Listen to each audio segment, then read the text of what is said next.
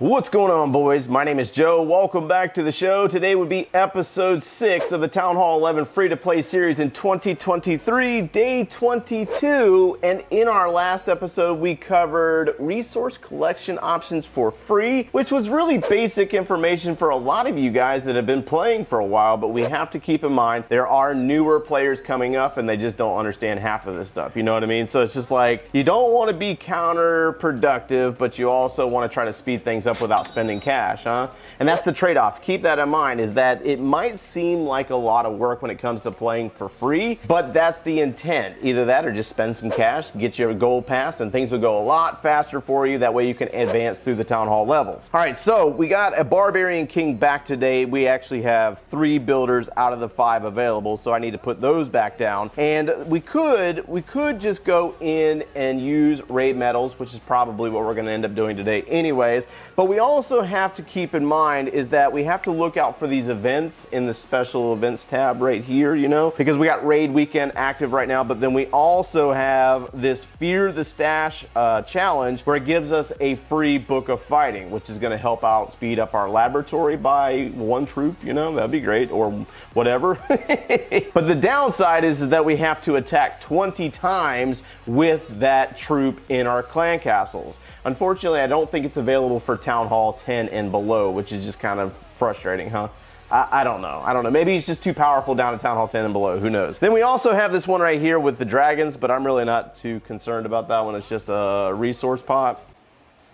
Yeah. So anyways, we're going to do some discussions around the upgrading of heroes within less than 2 months. Because let's take a look at this real fast. Archer Queen is now currently going to level 46. I put her down last night. Our Grand Warden is going to level 14. And our Barbarian King needs to be upgraded to level 44. Now you'll notice, or I've pointed this out more times than I can count, is that I'm upgrading all 3 of them at once. And there's a reason behind this. It goes much faster. Instead of waiting 6 months and upgrading only 2 of them, you upgrade all 3 of them and you can get back into clan war and start doing high-end attacking. And that's one of the things that a lot of players miss, is that you watch these attack strategies and you'll say, man, that's like the coolest strategy in the world, right? And then you go try it and you realize you only have like level 15, maybe level 20 heroes, and you're not getting the same results, and you're probably blaming us, right?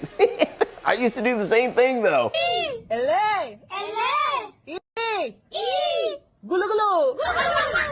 I used to blame the YouTuber. I'm like, this dirtbag gave me this crap strategy, it doesn't work, but then you're missing the components. The level of the troops, the level of the spells, and the level of the heroes, and most people will just go ahead and spend the gold on the defenses instead of the heroes. So, here's what we're gonna do. Let's see what we got going on here. We got a wizard tower that we need to upgrade, so that's 1 builder, and that's gonna go down to level 7 for 2 days at 2.2 million gold.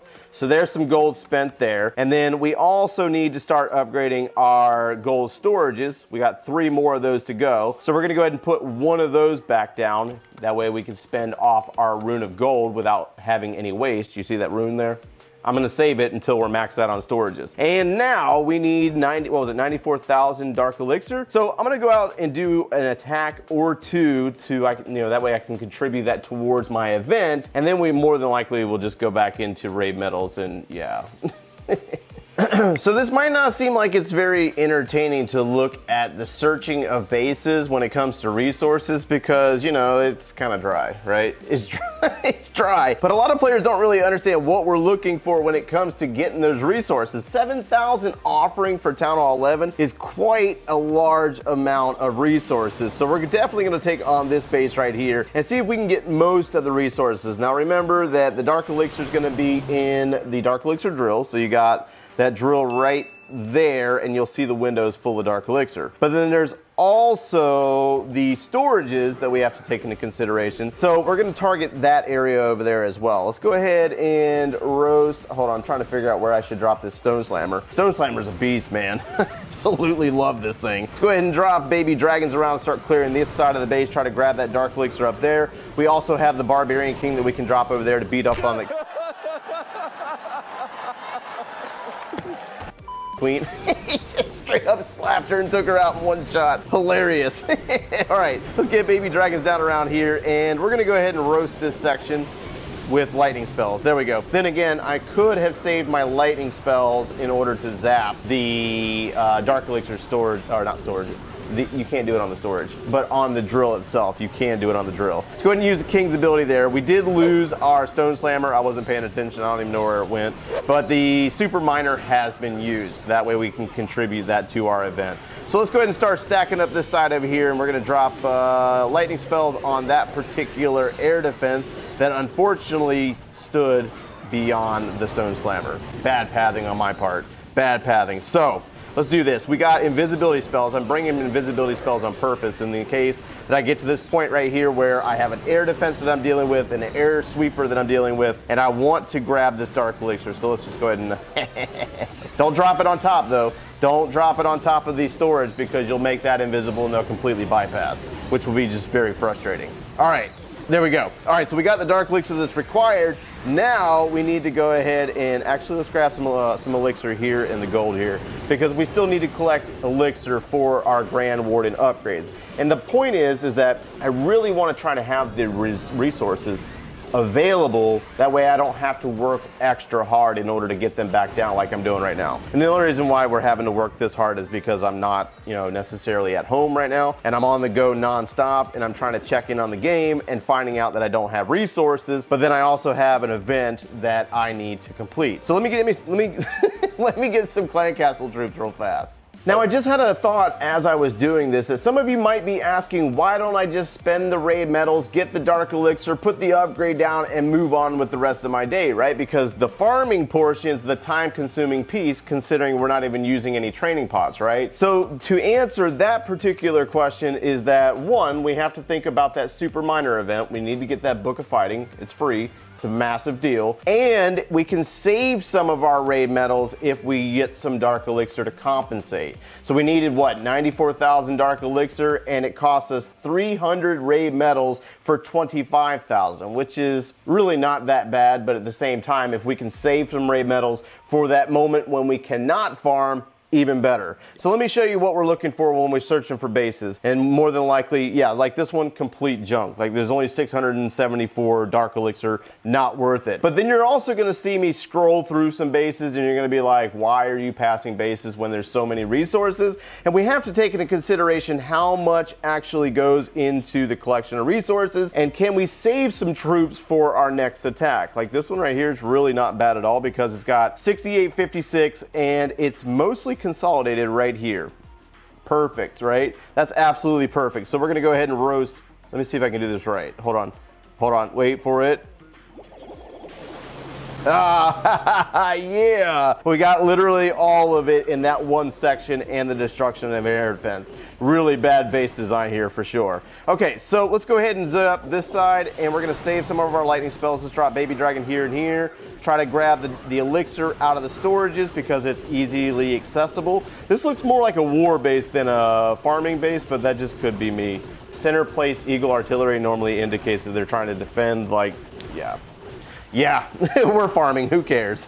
Let's go ahead and drop Baby Dragons around here. We're gonna use that Stone Slammer. Don't forget to use your Stone Slammer or whatever you choose to use in order to get that check mark on that attack, because there's a lot of times I'll go out and farm and I forget that I have to complete an event and use the troops for that particular event. So Stone Slammer's doing some massive work here. It's taking out some defenses. It's clearing out the way for the Baby Dragons to go directly up into that Dark Elixir storage, which is absolutely perfect. Now, even though the Stone Slammer's on the map, the Super Miner also has to go on the map. Keep that in mind. We don't want to mess that up. Yeah, here we go. Okay, Stone Slammer's moving through. We're gonna go ahead and drop it and release that Super Miner. That way it's on the map. Baby Dragons are funneled their way up into the center of the base, and it looks like there's still 622 Dark Elixir left on the base, and that's gonna be either in the Clan Castle or the Town Hall, which most of you probably know, I think. Let's go ahead and roast that. There we go. And then there's an air defense up top. So Baby Dragons, let's see if we can let's drop that King. Oh, no, that's not gonna work. Can we? Nope, she's too strong. Oh gosh, she's too strong. And the poor Barb King, his ability had to be used. Oh no, he's gonna, oh, the Baby Dragon snuck in and took the queen out. just wrecked her world, bros. Okay, so we got most of the elixir off the base and most of the dark elixir. The rest of it's going to be in the town hall. Let's go ahead and bail on that and see what we got. So we're up to almost 30,000 dark elixir, almost. And then we got 2.9 million elixir and then 5.9 of the gold. So we could do this. Let's go ahead and retrain our army. And we're going to go in here and spend some raid medals just to get the upgrade going. So we got, what, 55,000? That should be, nope, one more, 79,000 and one more. Now we're down to 1,300 raid medals.